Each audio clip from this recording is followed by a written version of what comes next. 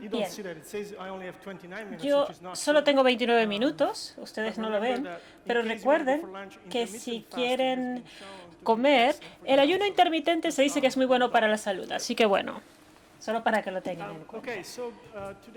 Hoy, como Luis mencionó, soy una de las personas que está trabajando desde una perspectiva empírica en la comprensión de los efectos de la lectura.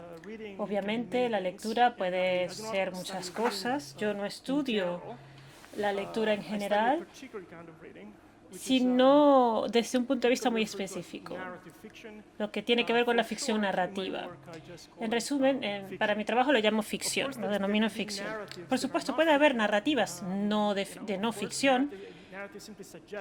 La narrativa siempre habla de una especie de estructura, de una novela o de una historia, pero la gran mayoría de la narrativa tiene que ser ficción. Y por eso utilizo este término. Y cuando me refiero a ello cada vez que lo haga aquí, estoy hablando de relatos cortos o de novelas. Aunque hay también estudios sobre películas que tienen unos resultados muy similares. Pero sobre esto no hablaremos hoy debido a las limitaciones de tiempo. Déjenme empezar por lo siguiente. Soy científico por formación y por eso estoy investigando esto. No porque esté interesado en un texto específicamente, sino en cuáles son los factores que pueden cambiar la manera en la que pensamos sobre el mundo. Y al pensar sobre el mundo, entra el concepto de la cognición social, el conocimiento sobre acontecimientos sociales, cualquier cosa que tenga que ver con nuestra relación con otras personas, con la sociedad, con las instituciones, en todos los ámbitos. Como seres humanos,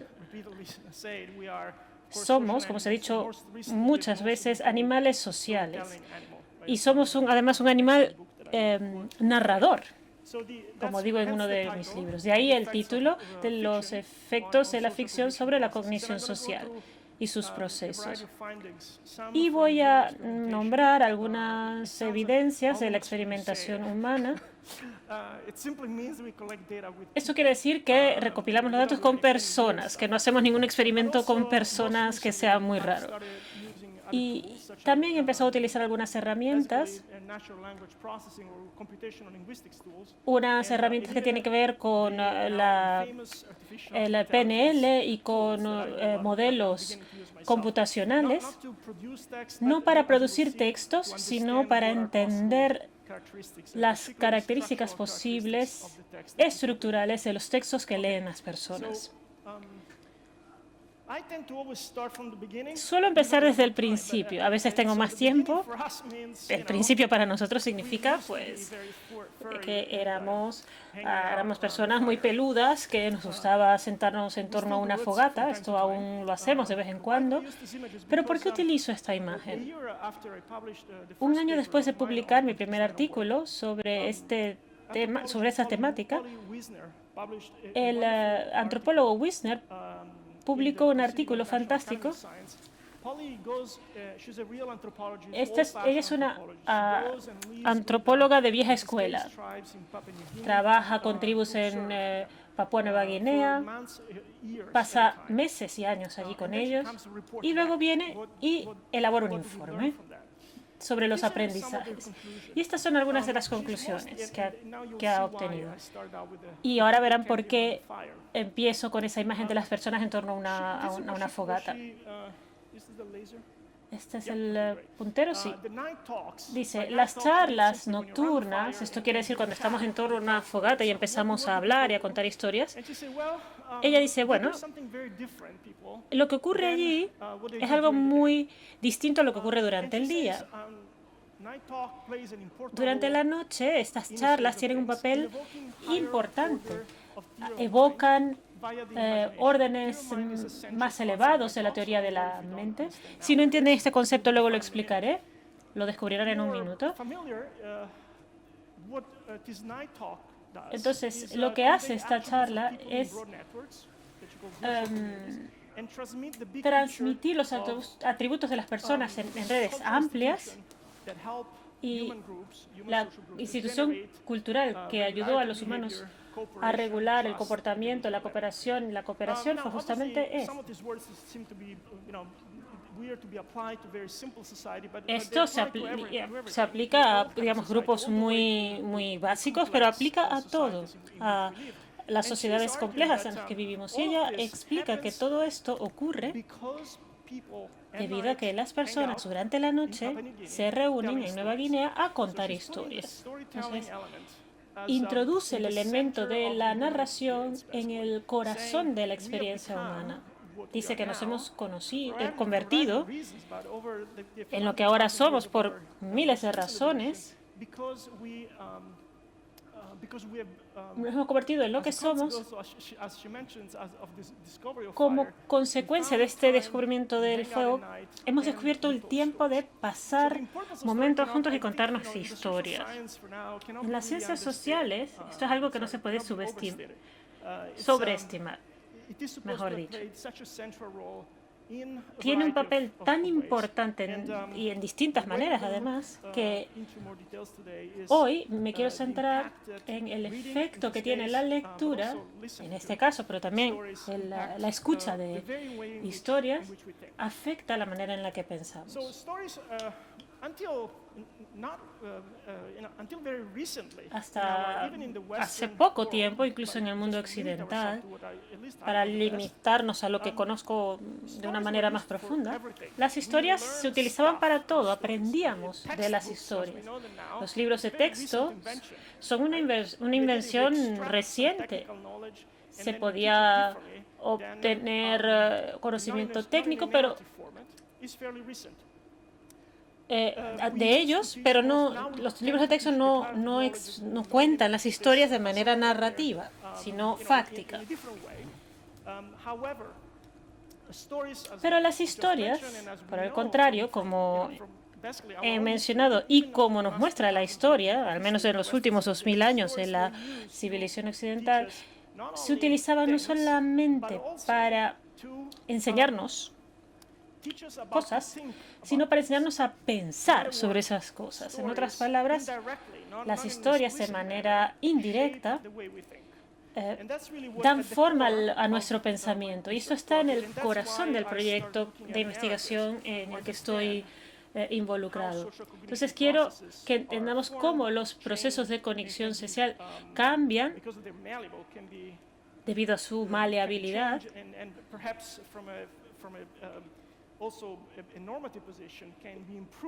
y cómo pueden también mejorar desde un punto de vista normativo, y tenemos que definir luego qué significa mejorar, llegaremos allí al final de la charla, estos procesos de cognición social. Estos procesos son importantes para la democracia. De ahí que este sea el tema de hoy. Y les voy a pedir que tengan esto en mente para entender por qué estos procesos de conexión social son importantes para la democracia o para las sociedades democráticas. Ahora haremos una revisión sobre la investigación que se ha realizado desde los últimos 20 años sobre los efectos de la lectura de la narrativa de ficción sobre los procesos de cognición social. Les sorprenderá mucho escuchar, porque hemos estado hablando y escribiendo sobre este tema durante... Incluso creo que Aristóteles debió haber escrito al respecto, que todas esas tragedias y todas estas historias que contaban buscaban enseñar algo.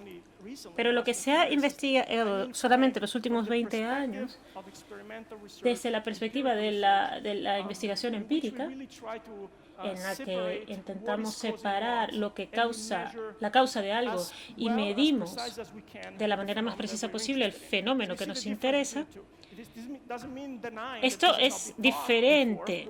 Esto no quiere decir que no se haya pensado antes sobre este punto, pero desde el punto de vista empírico sí que lo es. Decía que hasta hace relativamente poco, prácticamente toda la investigación sobre este tema, el efecto de la narrativa de ficción sobre los procesos de cognición social, se ha centrado en la empatía. Y puede que volvamos sobre este tema, pero la teoría de la mente, esta es la definición más sencilla, es la capacidad de representar el estado mental de otras personas. Yo entiendo una interacción, vemos una película, escuchamos a alguien, vemos a unos políticos debatir y realizo una inferencia a partir de lo que ellos hablan. Decodificamos sus palabras, su postura, su expresión no verbal, decodificamos todo esto y esto lo hacemos de manera espontánea con el objetivo de entender lo que se piensa y lo que se siente.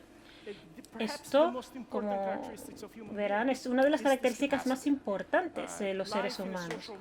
La vida en un mundo social no puede lograrse sin esta capacidad. Y de hecho, uno de los públicos en los que pensamos que están en déficit en este proceso, hay un debate allí, pero la mayoría de las personas están de acuerdo en que esto es así. Los niños tienen un déficit en la capacidad de discernir esto y tienen ciertas dificultades en el funcionamiento social. Los niños con autismo específicamente. El primer artículo se publicó hace 20 años, en el año 2006, y estos fueron unos investigadores canadienses que midieron la exposición a la ficción, porque una vez se empieza con la investigación empírica hay que medirlo todo. Les voy a mostrar cómo lo hicieron. Para medir la exposición a la ficción hay muchas maneras de hacerlo, y todas bastante deficientes, he de admitir. Pero este se supone, según la investigación, la mejor manera de hacerlo. Se les presentaba a las personas unas listas. Era una lista de reconocimiento de autores. Algunos de estos nombres son autores conocidos de ficción y algunos son falsos. Tal vez esa persona ha publicado algo y nadie se entera, pero para mí el caso son personas, mejor dicho, que sí existen, pero que no son conocidas. Y había que marcar en un círculo a todas las personas que se reconocieran como autores de ficción. Y al hacerlo, y al meter algunas trampas allí, se podía establecer la familiaridad de las personas con las obras de ficción. Obviamente, esto no representa una garantía de que si se haya leído a Isabel Allende o si se conozca su nombre, se haya leído su libro, pero lo que está detrás es que esto nos sugiere una manera de interpretar la manera en la que se lee la ficción. En el caso de escoger autores incorrectos, eso nos da un indicador de cuánto se lee ficción. La teoría de la mente utiliza otras técnicas. Cuando empezamos a trabajar, aunque ahora hay otras herramientas, nos proporciona unos ejemplos. Cada participante ve una fotografía cada vez y la tarea es adivinar cuál de estos estados mentales está experimentando la persona en la imagen. Y las palabras van cambiando. Hay una única respuesta correcta de las 4. Y podemos debatir sobre si hay una respuesta correcta y cómo lo sabemos. Pero, una vez más, hay que confiar que este test lo desarrolló Simon Baron-Cohen en 2001. Es un experto en investigación de autismo en la Universidad de Cambridge. Y no es Sacha Baron Cohen el actor. Tenemos 36 de estas pruebas y con ellas realizamos un test de desempeño. No es un test de opinión, no es qué tan bueno se es entendiendo una persona. Otras destrezas hacen esto. Yo lo encuentro bastante complicado, pero bueno, este es un test de desempeño y se obtiene una calificación de esos 36 imágenes. Lo que se ha encontrado es que lo más familiarizado que se esté con la ficción, es decir, lo más que se lea ficción, se desempeñarán, los resultados serán mejores en el test. Raymond Marr y Keith Cotley y otros abrieron este campo porque sugirieron que la ficción es una simulación, es un gen para la cognición social. ¿Y cómo no podemos estar de acuerdo con esto? Cuando leemos un libro o vemos una película, como he dicho, o escuchamos una historia, pero cuando leemos el libro entramos en este mundo de ficción y da igual, tu mente lo lee como si fuera real y esa es la belleza. Estamos tan metidos que a veces no nos damos cuenta de que están ocurriendo, la vida sigue a nuestro alrededor. Pero no había una explicación sobre por qué ocurría esto. Más allá de lo que se ve hecho es ficción, habla sobre la vida social, leemos sobre ello y mejoramos. Esta es una explicación correcta, pero no es satisfactoria.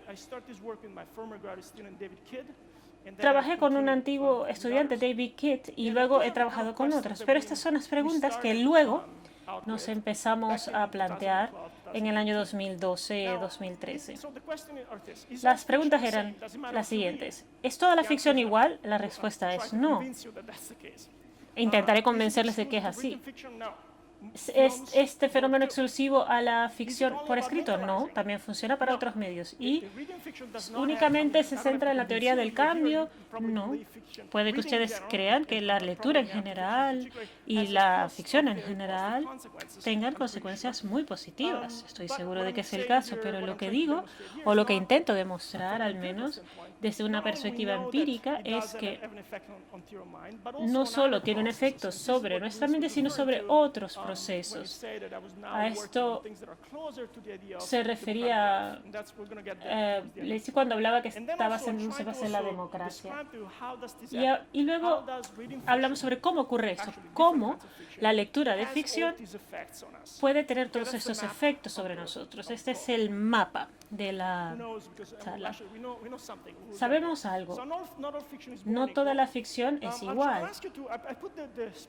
He puesto las versiones en español a la derecha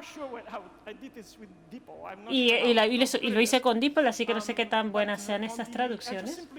Pero les pido que lean esta lista en unos 30 segundos.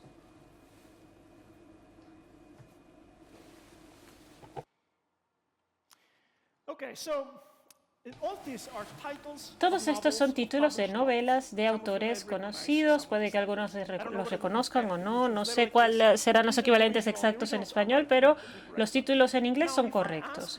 Si les pregunto, y a veces les pregunto a quienes hagan este ejercicio, pero ahora no tenemos tiempo de hacerlo ahora, y entonces lo haré por ustedes y confío en que responderán lo mismo. Si yo les pidiera que categorizaran estos 8 títulos en categorías, puede que terminaran con algo muy parecido a esto. Los primeros 4, Blessing in Disguise, One Day at a Time, Until the End of Time y Safe Harbor, son libros publicados por Danielle Steel, puede que la conozcan. Ha vendido 600 millones de libros, así que puede que la conozcan. Y también puede que hayan escuchado a Jonathan Franzen.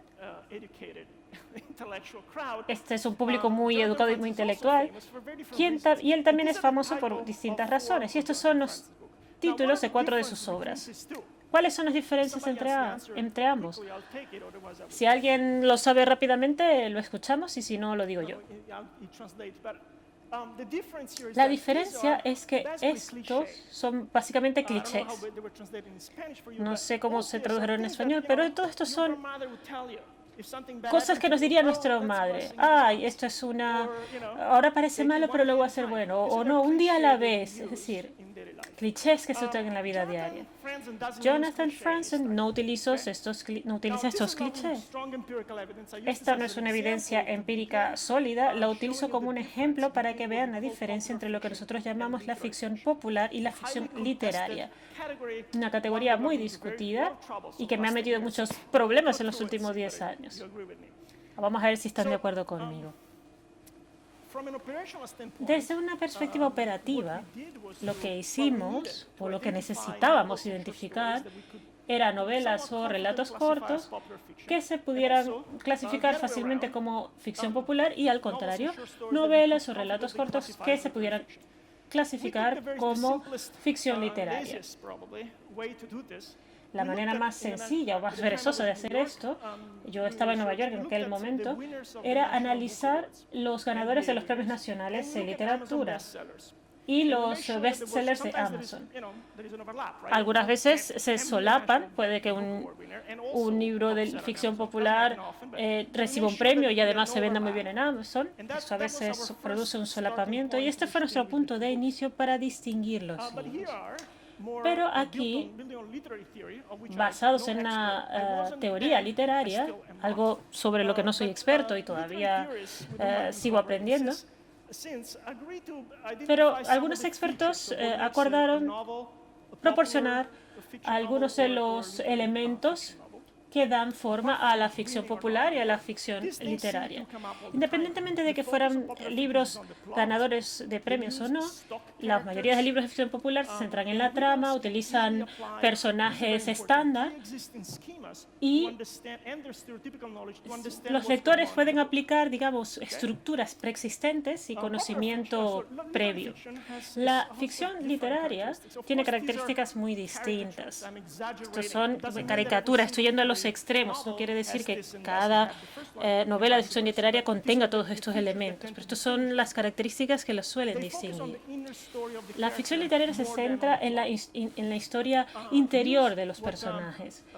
Utiliza lo que Susan King describe como personajes que no quieren encasillarse, complejos, impredecibles. Esto es alguien, por ejemplo, que no se comporta de acuerdo a los estereotipos que se tienen. Por ejemplo, si soy italiano, si se me invitara a una cena y yo les preparara una cena terrible, eso sería un comportamiento que no encaja dentro de la categoría o del prototipo de un italiano. Este es un ejemplo. La idea de que la idea es que la literatura está poblada por personajes no predecibles. Los lectores no pueden aplicar de una manera tan sencilla los esquemas preexistentes. Es imperativo entender qué ocurre, y para entender qué ocurre en un libro de ficción literaria es más importante navegar la mente del personaje, qué sienten y qué van a hacer luego. En cambio, en la ficción popular, se puede anticipar de una manera más clara, porque las personas responden a estereotipos. ¿Estamos claros?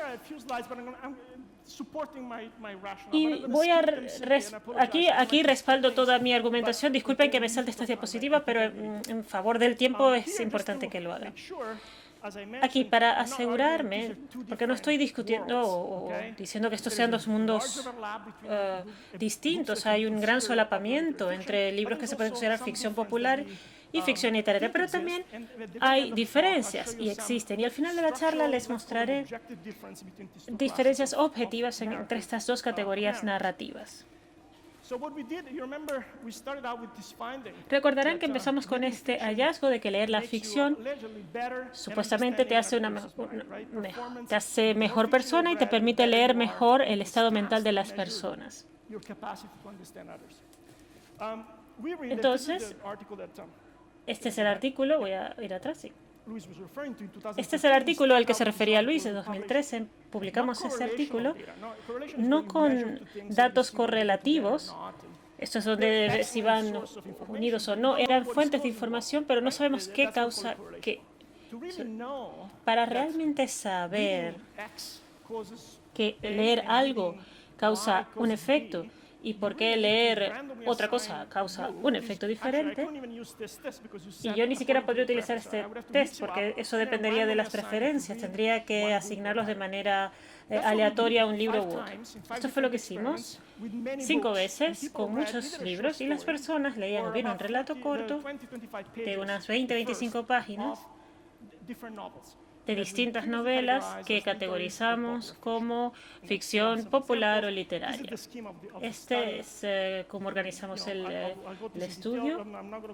No voy a entrar en detalles, pero hubo 5 experimentos, 5 rondas que luego se publicaron y luego medimos. Porque yo estaba interesado, si yo le hago leer, aunque sea solo 20 minutos, una narrativa que creo que tiene las características de la ficción literaria, personajes impredecibles, situaciones oscuras, personajes que no están basados en la trama, o al contrario,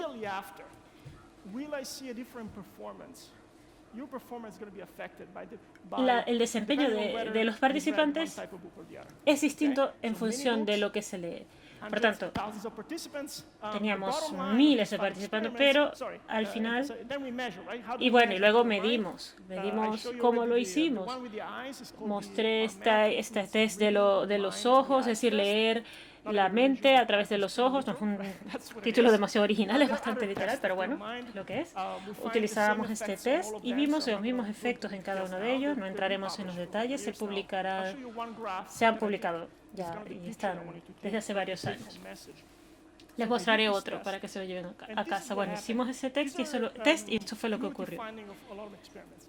Y esto fue común en muchas de las investigaciones que realizamos. En promedio, las personas en las condiciones de control, es decir, que no leían o leían no ficción, leían, yo qué sé, la historia de la patata, por ejemplo. Ellos, en desempeño, tuvieron un 25 de 35 respuestas correctas. Esto es el promedio que a veces que se suele encontrar. Los de la ficción popular más o menos están en una categoría similar, en un nivel similar. Un poquito más abajo, pero bueno, no es significativo. Pero los que leyeron ficción literaria tuvieron un desempeño bastante mayor. Es un punto en la escala desde el punto de vista estadístico. No es tan alto, pero sí es algo que vimos una y otra vez. El conocimiento acumulativo se ve en todos los escenarios. Nos muestra, por tanto, que la lectura de la ficción literaria, por las razones que he dicho anteriormente, nos vuelve mejores a la hora de entender la mente de otra persona. Nos vuelve esto más empáticos. Así es como se ha interpretado en la opinión pública, en la prensa. Yo soy un poco más escéptico y tal vez podamos volver sobre esto en la sesión de preguntas. Todos los datos nos muestran que somos mejores a la hora de interpretar los pensamientos de la otra persona. Ahora, ¿cómo se reacciona a ello? Bueno, esto es otro tema. Y ahora me voy a saltar una parte para entrar a esto. Lo que vemos es el estudio que vimos anteriormente, es decir, ya esto no es un experimento, sino un estudio correlacional. Utilizamos el mismo instrumento que utilizamos anteriormente para medir en qué medida las personas se reconocían a los autores de ficción. Y con una técnica estadística realizamos entrevistas y nos llevaron a dos factores. Resulta que los nombres de los autores incluidos en ese test de reconocimiento no son los mismos. Hay algunos autores, puede que los reconozcan. A la izquierda tenemos, digamos, autores de ficción literaria en la izquierda. Y los de la derecha, Clancy y otros, son los que consideramos autores de ficción popular. Yo no elaboré esta lista por mi cuenta, no lo decidí yo. Esto es el resultado de los datos, y esto es un dato interesante. En vez de tener una única clasificación o puntuación, es decir, cuántas personas, y llegar a la consecuencia de que mientras más se lee mejor, no. Mientras más lean ficción literaria o ficción popular, ¿cómo se relaciona esto con la lectura o la interpretación del estado mental de las personas con las que se interactúa? Pues si se lee ficción literaria, hay una mejor interpretación, y entre las personas que leen ficción popular y lo que se interpreta, cero, no hay cambios. He simplificado los aspectos estadísticos. Antes de publicar esto en Facebook, por favor, pregúntenme. Esto ya se ha publicado, pero bueno, que si ustedes van a decir algo que se diga correctamente. Este es el resultado, lo vimos reproducirse una y otra vez. Sí, ciertamente, leer ficción ayuda, pero tal vez sea un tipo de ficción específico. La otra pregunta con la que trabajamos es si esto se limitaba únicamente a la ficción escrita. Como dije anteriormente, aquí, bueno, ya saben, nos centramos en la lectura. No quiero subestimar el mensaje central. No voy a presentar los datos, pero cuando les mostramos a las personas películas artísticas y películas de Hollywood, vimos que los efectos eran muy similares. Si se veía cine más experimental, más artístico, los resultados eran mejores.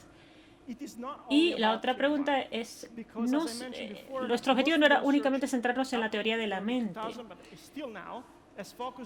Nuestro trabajo desde el 2000 hasta ahora tiene que ver con la capacidad o la exposición a la ficción y cómo nos afecta en la interpretación de los sentimientos de los demás, el estado mental de los demás. Hay una serie de artículos bastante recientes donde se han replicado nuestros resultados. Y hay una serie de variables interesantes. Al principio de la frase hablé de la cognición social y de sus procesos. Podemos llamarlos como disposiciones, digamos, reflexivas y las actitudes sociales y las creencias. Es decir, cómo se perciben a las personas en situaciones. Voy a dar ejemplos de estas dos categorías, no se preocupen. Estos son elementos con los que están más familiarizados. La actitud ante la inmigración, el estereotipado. Esto tiene más que ver con la democracia, no tanto que ver con el reconocimiento de las emociones de otra persona. ¿Cuál es mi actitud hacia la inmigración, por ejemplo? De los matrimonios entre personas del mismo sexo, entre otras. Yo me centro en dos aspectos aquí. No me da tiempo de ir a todo, pero yo me centro en la complejidad actitudinal. Esta mañana se habló de la cognición, de la complejidad de las destrezas y el pensamiento crítico, perdón, que eso está es muy cercano a este punto. El esencialismo psicológico es la creencia de que las personas y las cosas tienen características naturales esenciales comunes que son inherentes, innatas e invariables. Si yo creo que los hombres y las mujeres son así porque hay algo inherente a ellos, entonces que las personas tienen unas características personales que nunca van a cambiar. Esto es lo que nos dice el esencialismo psicológico. ¿Por qué esto es interesante? Porque se correlaciona con muchas actitudes políticas. En este sentido, mientras más se piensa que es así, que esto es una gran afirmación, seguramente serás una persona más conservadora. Y mientras menos, pues lo más liberal, serás más liberal. Se ha elaborado una clasificación en general, una vez se conoce a alguien, en uno o dos contextos se puede predecir cómo se van a comportar. Hay algo más bien simplista aquí, pero este aspecto simplista lo entenderemos con unos indicadores que veremos en un momento.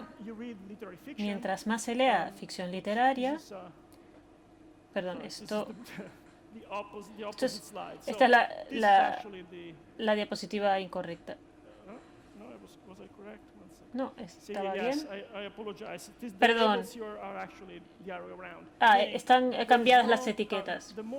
Mientras más se lea ficción literaria, más se consuma, se será menos esencialista. Mientras más se lea ficción popular, no hay una relación inversamente proporcional o directamente proporcional.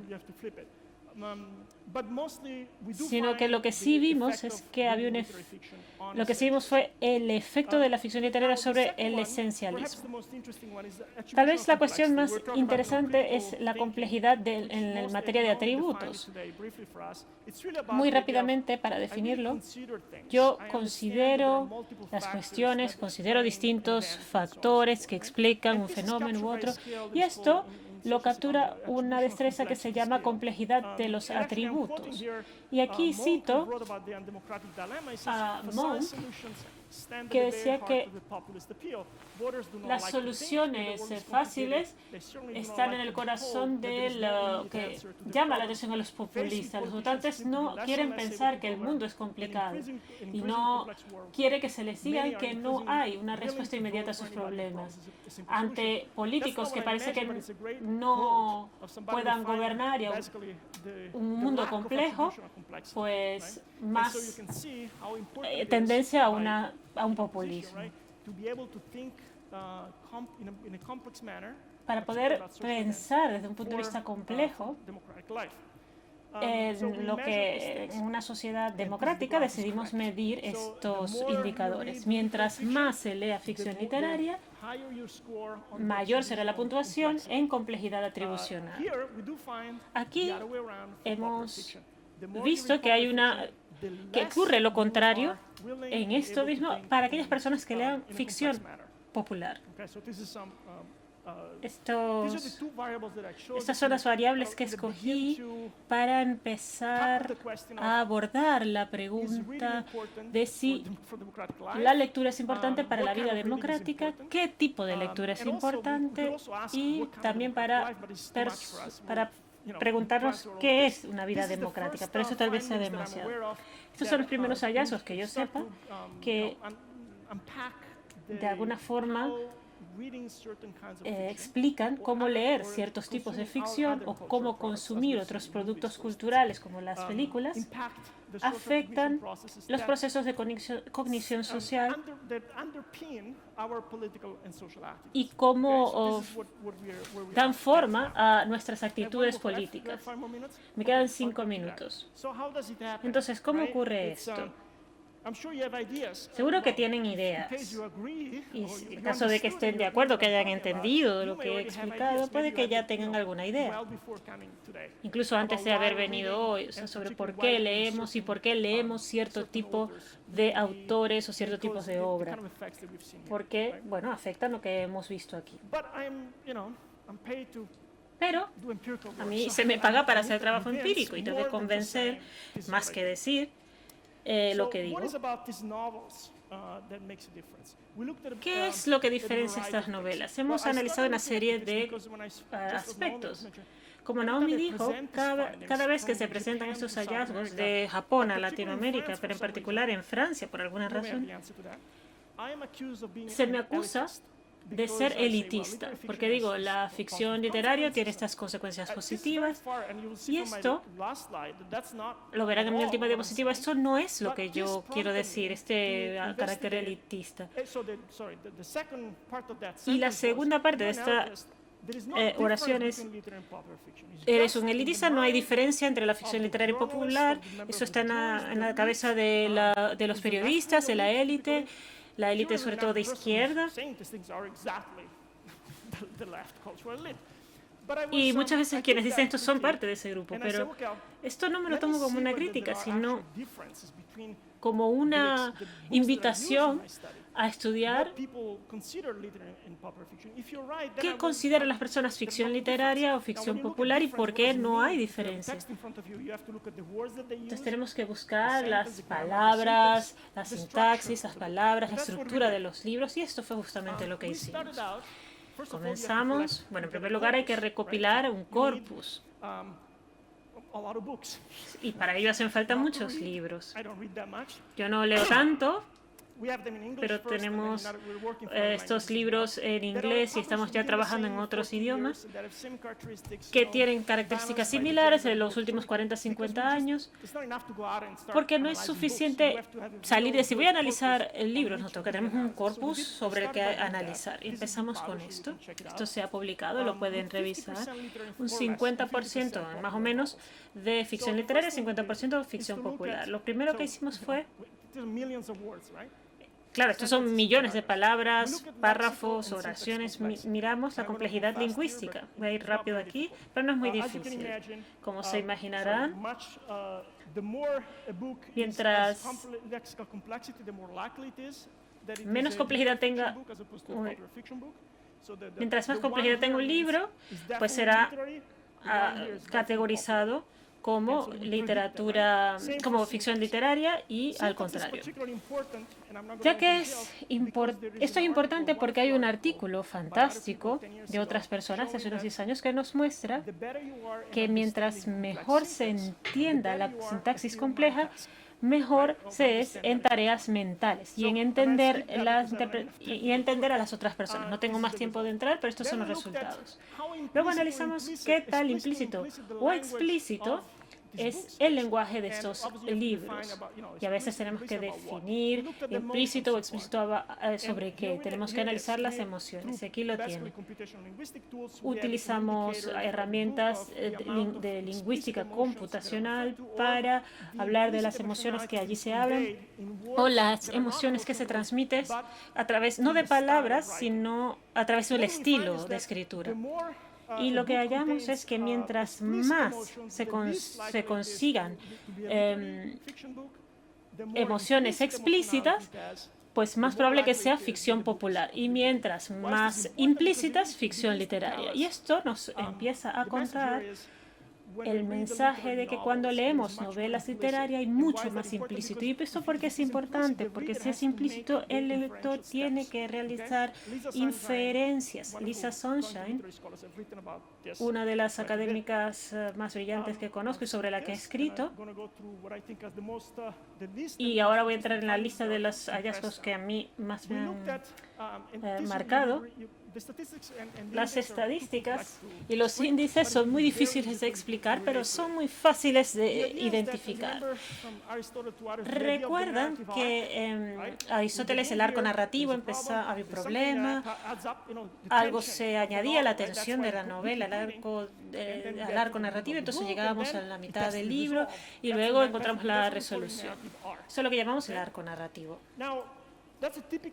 Esta es una estructura típica y una publicación del 2020 nos dice que se mide la atención analizando las palabras. No entrar en esto, pero hubo un artículo que demostró esto analizando millones de textos en literatura occidental. Este es un modelo bastante habitual.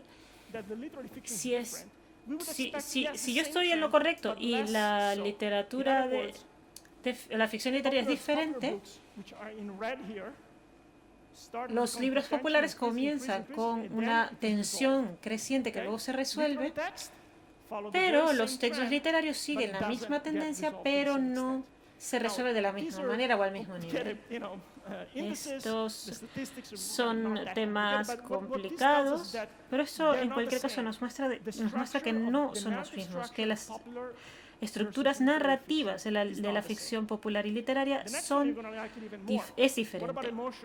Ahora, hablemos de las emociones positivas en el libro.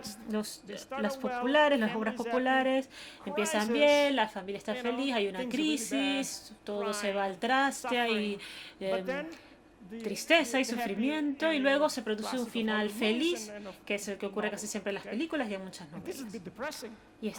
Y el otro es un poco deprimente. Las novelas literarias comienza un poco triste, ya desde el principio y hasta el final. Hay una linealidad, pero no es demasiado. En la parte superior, es decir, la historia de Cenicienta, todo empieza bien, feliz, tal, y luego encuentra al príncipe. Este no es un libro, son cientos de libros. Esta es la estructura habitual de los libros. Y esto es interesante también porque encaja dentro de los estereotipos que tenemos sobre los libros. Última y termino. Esto se centra en el vínculo con la inteligencia artificial. Una de las cuestiones que dijimos al principio es que debido a las características que mencionamos, la ficción literaria es menos esquemática. Es decir, no se produce un comportamiento esperado de los personajes. Si eso es así, entonces había que encontrar formas de medir la predictibilidad de una novela literaria versus una novela popular. Y para ello acudimos a la inteligencia artificial. Cuando escribimos en nuestro teléfono y entonces se adivina la palabra con el diccionario. Esto, bueno, se hace en el móvil. ChatGPT y otros modelos lingüísticos lo hacen de una manera más sofisticada. Entonces nosotros alimentamos las estadísticas a la IA y les pedimos que comparara la capacidad de predecir o la precisión a la hora de predecir a los personajes, sus características. Es un texto literario y esto es un texto popular en la derecha. Esta no es una gran imagen, pero nos muestra que hay un efecto bastante significativo. Incluso la hiperinteligente IA hizo un buen trabajo, pero hay una diferencia. Es menos probable anticipar o predecir qué va a ocurrir en una ficción literaria. Esto es hasta cierto punto obvio porque los grandes modelos lingüísticos somos nosotros, pero es una forma muy eficiente para demostrar que incluso esto ocurre en el ámbito de la predictibilidad. Y última diapositiva. ¿Por qué es esto importante para la democracia? Bueno, ya les he dado algunas ideas, algunas de las variables que tienen que ver con el esencialismo, la complejidad atribucional. Todas esas son características que asociamos con ideas progresistas en una sociedad democrática. Y esto es lo que se ha representado aquí. Sin embargo, y esto es lo sorprendente, debido y esta también es la razón por la que me molesta que se me acuse de ser un elitista hiperprogresista. Esto me lleva a decir que yo no creo esto, porque para que una sociedad funcione adecuadamente necesitamos ambos tipos. Tenemos la ficción popular, que en un principio era la que existía, la ficción literaria es más reciente, y al principio las historias no tenían estos personajes sofisticados, con emociones indescifrables, eran bastante esquemáticos y sencillas, y estas historias son excelentes para crear el sentido de comunidad. Y por eso Wisner los describe a las personas de Papúa Nueva Guinea y cómo viven en sociedad y se transmite todas las enseñanzas a través de mitos. Es lo mismo que la Biblia, todo muy bien organizado de forma muy clásica. Y esto tiene una función. Esto une a la sociedad, tiene consecuencias negativas, lo sabemos, pero no todo es negativo. Y esto es lo que yo llamo las fuerzas centrífugas. Si solo tenemos la ficción literaria, tenemos una sociedad que nunca cambia, más bien nacionalista, porque no permite crear un espacio para el cambio.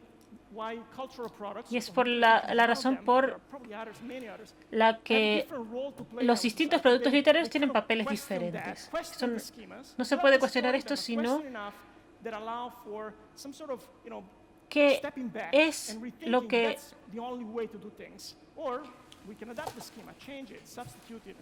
¿qué es lo que necesitamos para cambiar? ¿Qué necesitamos trabajar? ¿Qué necesitamos cambiar?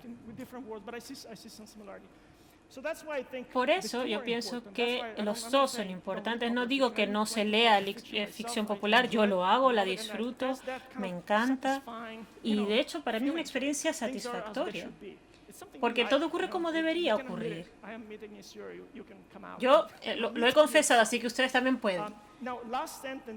Mi última idea es que espero poder trabajar con Luis y con otros tal vez mañana. Pero esto tiene un efecto sobre el mercado, porque estos productos más populares se producen en masa, se producen y la gente los compra, no hay necesidad de apoyarlos. Pero si queremos tener fuerzas centrífugas, la producción literaria, teatral, el cine artístico.